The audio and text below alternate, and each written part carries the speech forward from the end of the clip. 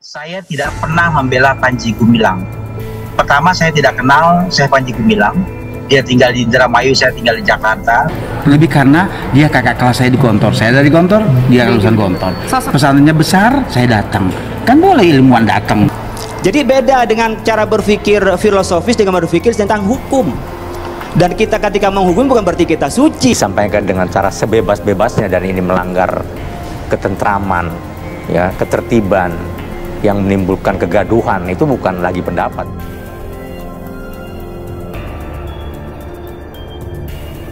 Kuasa hukum bongkar status tahanan Panji Gumilang, singgung tragedi kemanusiaan.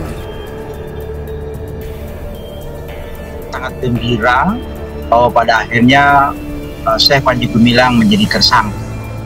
Ini harapan saya, tidak boleh ada yang kebal hukum. Karena itu saya bersyukur pada Allah Subhanahu Wa Taala, pada akhirnya Polisi Republik Indonesia berani mengambil tindakan tegas. Dengan demikian, entah itu kiai, entah itu polisi, entah itu tentara, entah siapa saja, bahkan menteri sekalipun, kalau bersalah, dia harus rela untuk diproses sesuai dengan hukum yang berlaku. Saya tidak pernah membela Panji Gumilang. Pertama, saya tidak kenal Panji Gumilang. Dia tinggal di Indramayu, saya tinggal di Jakarta. Lebih karena dia kakak kelas saya di Gontor. Saya dari Gontor, dia lulusan Gontor. Pesantrennya besar, saya datang. Kan boleh ilmuwan datang. Saya tidak yakin sebetulnya kalau ada orang beragama Islam lalu menganggap Al-Quran itu adalah bukan kalam Allah.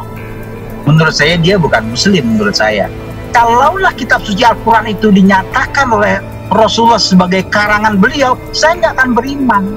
Justru saya beriman itu karena Al-Quranul Karim itu kalam Allah. Tidak ada satupun di antara kita yang hadir di sini, di luar sana, di Indonesia, di dunia ini yang berhak menyatakan seorang manusia sesat nanti di akhirat. Lah, nasib kita aja belum jelas di akhirat nanti. Kenapa sekarang kita sudah melakukan justifikasi kepada nasib orang di akhirat? Ya kalau Allah ternoda, dianggap ternoda, Allah suruh datang ke Polda Metro Jaya aja bikin laporan, ya kan? Laporkan siapa menodai dia. Kemudian kalau mengatakan tidak ada yang berhak untuk kita mengatakan sesat. Kita udah dalam Fatihah sering mengatakan ghairil maghdubi alaihim waladdallin, itu sesat. Jadi beda dengan cara berpikir filosofis dengan berpikir tentang hukum. Dan kita ketika menghukum bukan berarti kita suci, tapi Allah sudah memberi ketentuan. Seperti hurrimat alaikumul maitatu wadamu. Jadi Allah mengatakan haram, masa kita nggak berani mengatakan haram? Udah, ini berarti orang yang menyimpang, ini sudah waladdallin. Dan kita sudah mempunyai kerangka, dan itu dilakukan dengan cara musyawarah. Kalau tidak masuk akal, terserah. Kami punya akal juga, punya logika sendiri juga. Rasulullah berbisnis dengan Yahudi, berbisnis, tetangganya Yahudi. Nah, sekarang kenapa kita ngamukan? Yahudi itu bahasa Arab, artinya ada Yahudi orang yang mendapatkan petunjuk. Memiliki kebebasan untuk menafsirkan sesuatu, tetapi kebebasan itu terbatas, ya, terbatas kepada keilmuan, terbatas kepada ruang dan lain-lain. Manakala kebebasan itu kemudian disampaikan dengan cara sebebas-bebasnya dan ini melanggar ketentraman, ya, ketertiban yang menimbulkan kegaduhan, itu bukan lagi pendapat. Saya kira itu yang, ya, kaum yang banyak itu sudah merasakan bahwa itu adalah penyimpangan. Memang persoalan ini sangat-sangat cepat sekali diproses, mulai dari ditetapkan tadi dari posisi sebagai saksi, kemudian ditetapkan jadi tersangka, kemudian ditetapkan diperintahkan untuk penangkapan, kemudian dilanjutkan kepada tahapan penahanan, ini dalam satu malam. Ya, ini kita sangat prihatin bagaimana tragedi kemanusiaan ini bisa terjadi di Bareskrim. Kita nggak paham, tapi kita dari awal sudah menduga bagaimana terjadinya kriminalisasi dan politisasi persoalan Pak Panji Gumilang ini. Ketika dari lidik naik ke sidik, pada tanggal 1 Suro kegiatan di Az-Zaitun, itu membuat Pak PG ini nggak berubah. Artinya dia tahu bahwa kasus naik dari lidik ke sidik akan ditetapkan tersangka.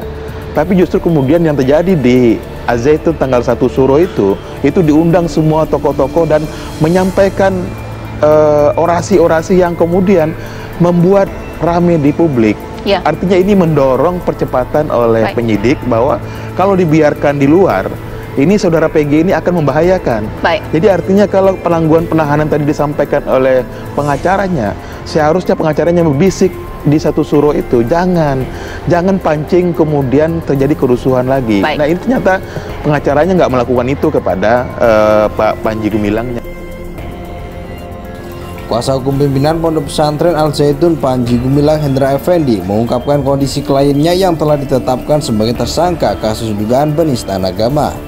Hendra membenarkan Panji Gumilang diperiksa sebagai tersangka dan statusnya sebagai tahanan. Statusnya penahanan tapi masih diperiksa, kata Hendra Effendi di Barreskrim Polri Jakarta Rabu 2 Agustus 2023. Dia mengatakan Panji Gumilang masih menjalani pemeriksaan sebagai tersangka oleh penyidik Direktorat Tindak Pidana Umum Barreskrim Polri. Menurut dia, pihaknya menyiapkan langkah hukum selanjutnya terkait kondisi Panji Gumilang. Penangguhan hukuman karena kondisi kesehatan Panji Gumilang karena usia beliau yang sudah tua dan saat ini sedang sakit, jelasnya. Selain itu, Hendra mengaku prihatin terkait kondisi Panji Gumilang yang ditetapkan sebagai tersangka, sebab dia menuturkan proses hukum Panji Gumilang ialah tragedi kemanusiaan. Ini kita sangat prihatin bagaimana tragedi kemanusiaan ini bisa terjadi di Barreskrim. Kita nggak paham imbuhnya. Kuasa hukum pimpinan Pondok Pesantren Al-Zaitun Panji Gumilang Hendra Effendi mengungkapkan kondisi kliennya yang telah ditetapkan sebagai tersangka kasus dugaan penistaan agama. Hendra membenarkan Panji Gumilang diperiksa sebagai tersangka dan statusnya sebagai tahanan. Statusnya penahanan tapi masih diperiksa, kata Hendra Effendi di Barreskrim Polri Jakarta Rabu 2 Agustus 2023. Dia mengatakan Panji Gumilang masih menjalani pemeriksaan sebagai tersangka oleh penyidik Direktorat Tindak Pidana Umum Barreskrim Polri. Menurut dia, pihaknya menyiapkan langkah hukum selanjutnya terkait kondisi Panji Gumilang. Penangguhan hukuman karena kondisi kesehatan Panji Gumilang karena usia beliau yang sudah tua dan saat ini sedang sakit, jelasnya. Selain itu, Hendra mengaku prihatin terkait kondisi Panji Gumilang yang ditetapkan sebagai tersangka, sebab dia menuturkan proses hukum Panji Gumilang ialah tragedi kemanusiaan. Ini kita sangat prihatin bagaimana tragedi kemanusiaan ini bisa terjadi di Barreskrim. Kita nggak paham imbuhnya.